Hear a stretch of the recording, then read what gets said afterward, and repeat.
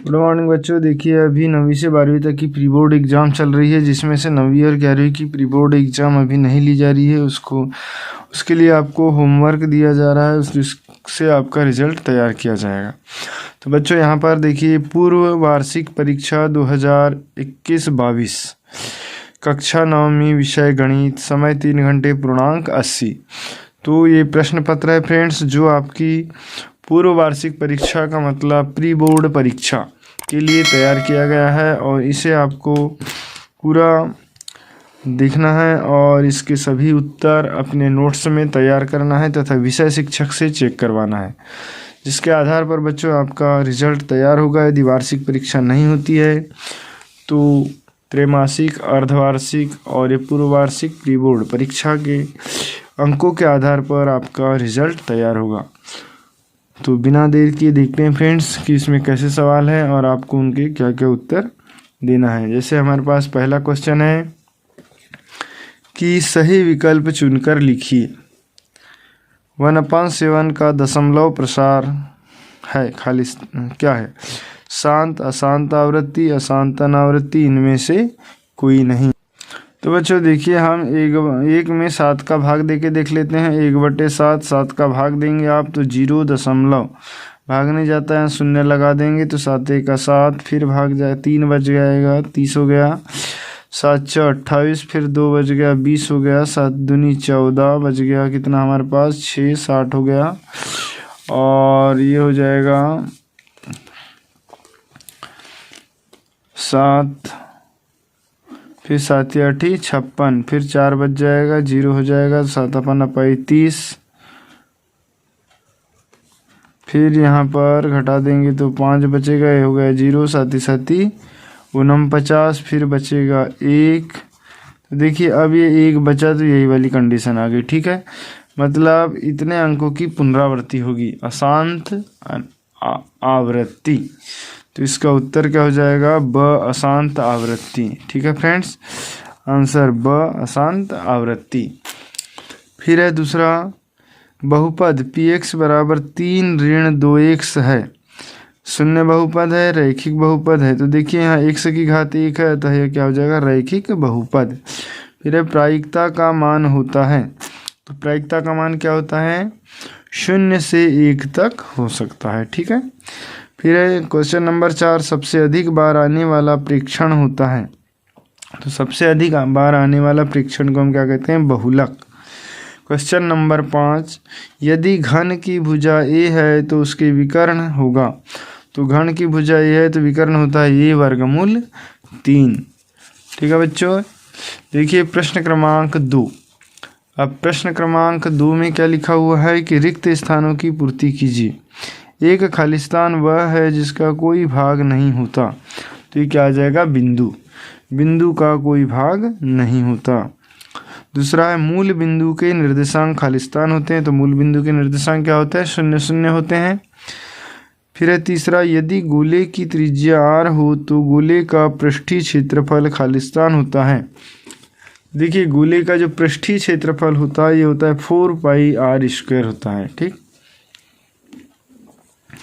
फिर है question number 4, x बराबर 0 खालिस्तान का समीकरण है।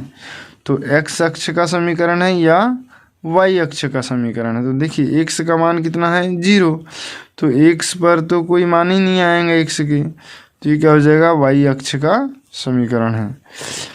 फिर है क्वेश्चन नंबर 5, 0.202300230023 एक खालिस्तान संख्या है। तो कैसी संख्या है? अपरिमेय संख्या है। अब है प्रश्न क्रमांक 3, सत्य असत्य लिखिए। तो सत्य असत्य में देखिए पहला दिया है बहुपद 7x पर 4 की घात धन 2x एक पदी व्यंजक है। तो ये असत्य हो जाएगा क्योंकि यहाँ 2 पद है, पहला और ये दूसरा।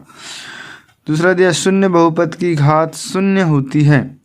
तो फ्रेंड्स जो शून्य बहुपद होता है उसकी घात अपरिभाषित है, तो ये भी क्या हो जाएगा? असत्य।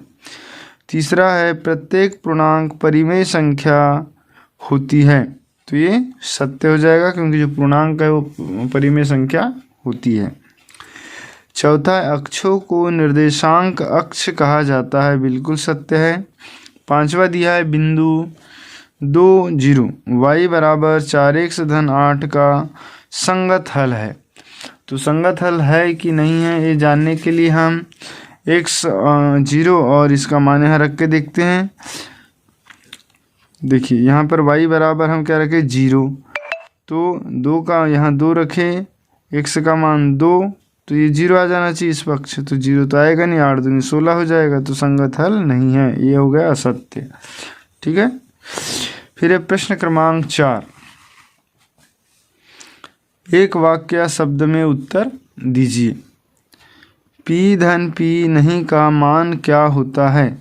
तो देखो किसी घटना के घटित होने की प्रायिकता धन घटित नहीं होने की प्रायिकता, दोनों का योग कितना होता है? 1 होता है, तो यहाँ आ जाएगा 1।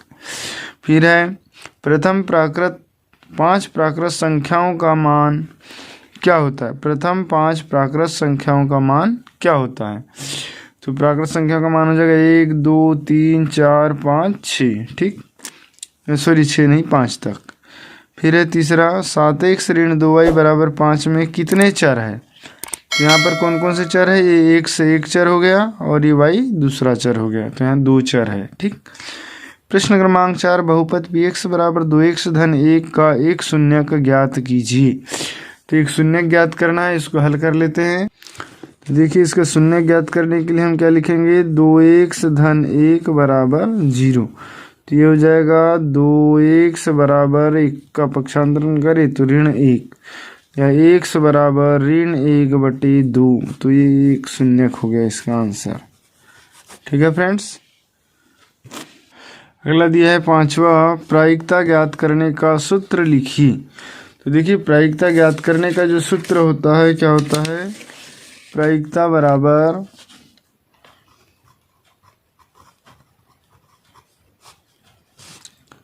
अनुकूल परिणामों की संख्या,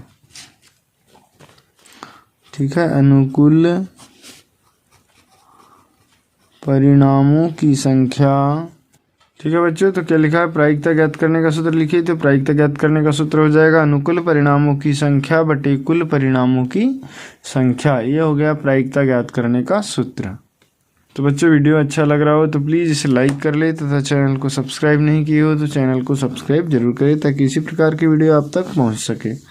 अब नेक्स्ट जो क्वेश्चन है सही जोड़ी। तो सही जोड़ी में हमारे पास पहला दिया है एक छायांकित वृत्त दिया हुआ है। देखिए इसमें से एक भाग छायांकित है और 1 2 3 भाग अछायांकित है, कुल मिला के 4 भाग है। तो जब हम बटे में लिखते हैं 4 और ऊपर छायांकित को लिखते हैं 1, तो 1/4 भाग छायांकित है। तो अब इनको मिलान करना है, तो देखते हैं 1/4 कहाँ लिखा है? तो ये द में, तो इसका उत्तर हो जाएगा द। ठीक है। फिर है 3/4। 3/4 का मतलब जब हम 4 का 3 में भाग देंगे तो 3 7 28, तो ये आ जाएगा ई। ठीक। उसके बाद में 1/6 धन 5/6, दोनों को जोड़ेंगे बच्चों तो क्या हो जाएगा? यहाँ पर देखिए ये लघुत्तम आ गया 6 और 1 धन 5 बराबर 6, 6/6 बराबर 1, तो इसका उत्तर हो जाएगा 1। तो ये जो कि ऑप्शन नंबर 1 में दिया हुआ है। फिर 14 का 1/2, चौका का मतलब होता है गुना, और 2 का भाग 14 में देंगे 7 बार जाएगा, 7 का 7, तो इसका उत्तर आ जाएगा स। फिर है 30, तो यहाँ पर 30% हो गए, तो 30% का मतलब हो जाएगा 30/100। ठीक। तो इस तरीके से सही जोड़ी हमारी कंप्लीट होती है। अब क्वेश्चन नंबर 6वां और इसके आगे के सवाल देख लेते हैं। तो बच्चों यहाँ पर मैं आपको पूरा प्रश्न पत्र दिखा देता हूँ, इनको सभी का सवाल को आपको हल करके लाना है, और यदि आप चाहते हैं कि इनका हल भी मैं आपको बताऊँ तो आप कमेंट्स में ज़रूर लिखें, तो मैं इनके भी हल आपको प्रोवाइड करा दूँगा। लेकिन इस वीडियो में मैं आपको मात्र इनके प्रश्न बता देता हूँ। आप पूरा प्रश्न देख लीजिए और इनको अपने उत्तर पुस्तिका में, अपनी कॉपी में, गणित की कॉपी में हल कर लें और अपने विषय शिक्षक को चेक करवाएं। ठीक है बच्चों, तो देख लेते हैं ये पूरा प्रश्न। ये प्रश्न 13 है। उसके बाद प्रश्न क्रमांक 14 बचा है प्रश्न क्रमांक 15। बहुत ही सरल होता है, इसको मैं एक बार थोड़ा सा समझा देता हूँ आपको। क्या लिखा है, किस चतुर्थांश में किस अक्ष पर 0, 5, 3, 0, 2, 3 और 5 ऋण 1 है। देखिए यहाँ पर ये हमारे पास दिया हुआ है, तो यहाँ धन धन प्रथम चतुर्थांश, ये यहाँ पर ऋण और ये धन द्वितीय चतुर्थांश, यहाँ ऋण ऋण तृतीय और ये ऋण धन, ये सॉरी धन ऋण, कौन सा हो जाएगा, तृतीय चतुर्थ चतुर्थांश। तो देखिए यहाँ पर 0, 5, तो ये हो गया x का मान 0, y का मान 5, या इसमें भी धन है इसमें भी धन है। ये 5 y का मान है, तो y का मान इधर कहीं आएगा 5 में, तो ये y अक्ष पर स्थित हो जाएगा वाला। y अक्ष y का मान है तो y अक्ष, x का मान है तो x अक्ष, दोनों में धन धन है तो प्रथम चतुर्थांश, और 5 और ऋण है। तो देखिए x का मान धन 5 इधर कहीं आएगा और y का मान ऋण 1 इधर नीचे आएगा, तो कौन से में आ जाएगा, चतुर्थ चतुर्थांश। तो इस तरीके से हमको इनके चतुर्थांश बताना है। ठीक उसी प्रकार ए बी सी के निर्देशांक बताना है, ए बी सी डी के निर्देशांक तो आप बता सकते हैं। ठीक है बच्चों। अब इसके बाद ये 16वां सवाल देख लीजिए, 17वां, 18वां, 19, ठीक है। ये सभी सवाल आपको हल करना है और अपने उत्तर पुस्तिका में लिख कर लाना है। देख लीजिए प्रश्न क्रमांक 20, बहुत सरल सवाल है। आरोही क्रम में लिखना है, मतलब बढ़ते क्रम में इसको लिखना है। यहाँ पर अवरोही क्रम घटते क्रम में लिखना है, इन दोनों को जोड़ देना है, घटा देना है, बस। इनका परिमाप ज्ञात करना है। परिमाप का मतलब चारों भुजाओं या पांचों भुजाएं, जितनी भुजाएं सबका योगफल, तो परिमाप हो जाएगा। जैसे इसका परिमाप मैं बता देता हूँ, 8 और 4 12, 12 और 5 17 और 4 21, इसका परिमाप हो जाएगा 21 सेंटीमीटर। ठीक इसी प्रकार भी इसका निकल जाएगा। उसके बाद इसका प्रसार करना है। प्रश्न 22, प्रश्न 23, 24, 25, ठीक है, और ये प्रश्न क्रमांक 26।